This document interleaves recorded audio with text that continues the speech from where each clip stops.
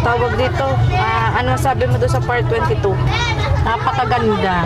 Napakaganda na. Pinalagyan Kaya nga kami, oo. Sabi ko ibang-iba dun sa Nandun mga ka din ba sa premiere? Nandun ka din sa premiere? Oo. Yes. Ang ganda. Ganda ng ano. Oo. Anong masabi mo na kasi di may iwasang misa nag-holding hands na sila. Okay lang naman yun kasi wala naman ano yun.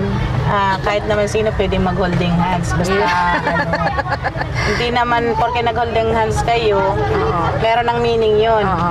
Iba-iba naman yung pag-holding hands. May mga ibig sabihin naman yun.